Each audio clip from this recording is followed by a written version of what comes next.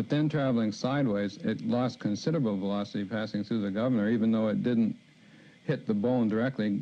It did travel through a lot of flesh and connective tissue around his side.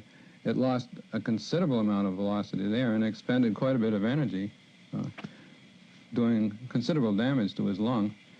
By the time it hit the wrist, it was at a very much reduced velocity. Otherwise, hitting that wrist at an angle the way it did, it would have torn the wrist right off if it was at full velocity, because even a bullet hitting straight on the wrist does tremendous damage. So wouldn't the bullet really have been enormously deformed by that? Only if it was traveling at a high velocity.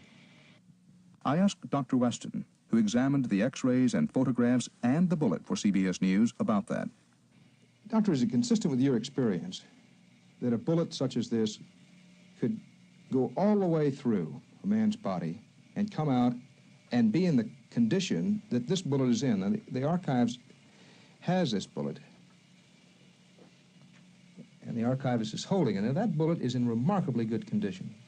Yes, it certainly is. It's not, though, what you'd call pristine. If you look at it carefully, you can see it's quite a bit flattened on one side, and see, it's quite a bit flatter this way than it is this way. In other words, if you measured it with a ruler, it would be, close to about 3/4 as thick as it is wide that way. So you wouldn't consider it pristine? No, I certainly wouldn't.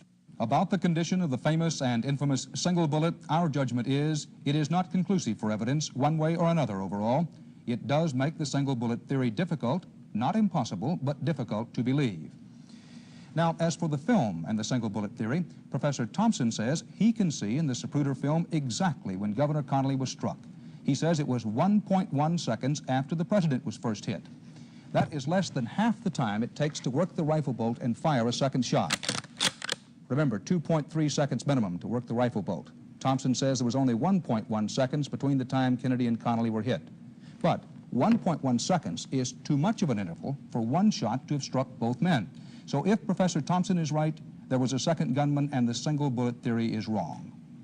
We at CBS News agree that Kennedy probably was struck somewhere between Zapruder frames 210 and 225. We cannot, however, tell when precisely Connally was hit. And frankly, we do not believe anyone can. The experts at iTech Corporation came up with an estimate that strikes us as the most scientific of any thus far. Frames 210 to 240. Any indication in those frames as to when Governor Connally may have been hit? What we've done there is to have 5 trained photo interpreters look at the original positive for evidence of anything unusual. And they have all come to the same conclusion, namely that between frames 223 and 226, which is a short span, 3 frames or about 1/6 of a second. About 1/6 of a second? Yes, over somewhere in that 1/6 of a second, they all see evidence of the beginning of an arm and wrist movement on Connally's part, which later, in frame 228, culminates in his very rapidly flipping his hat from one position to the inverted position. So what your people see over the space of 1/4 of a second, frame 225 roughly to frame 230, is what? We see an arm. In fact, it's illustrated fairly well here in this graph, but I'll just tell you that we see Connally's wrist move first down and then up and then very rapidly down. And by frame 228, his wrist begins to rotate very rapidly, so that 2 frames later, in other words, a total of 1/9 of a second, and sometime in that 1/9 of a second, he has rotated the hat completely from one position to the other.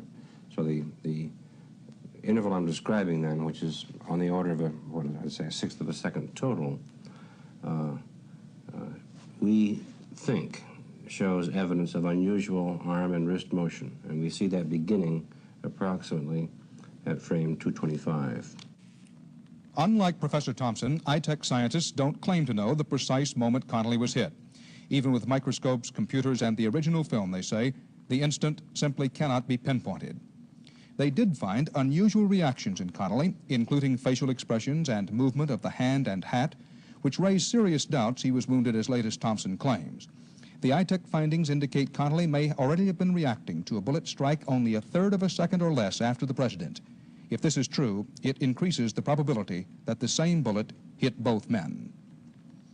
One of the most respected critics of the single bullet theory is Dr. Cyril Wecht, a forensic pathologist and coroner of Allegheny County, Pennsylvania. He has also examined those x-rays and photographs in the archives. Dr. Wecht said before the examination that the single bullet was too little damage to have wounded two men. He still believes that.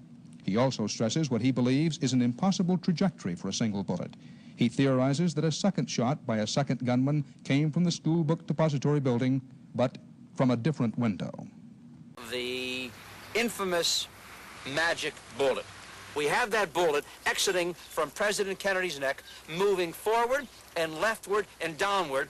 It now stops in midair, it turns to the right, it comes back a full 18 inches, stops again, and then slams into John Connolly's back. It continues downward.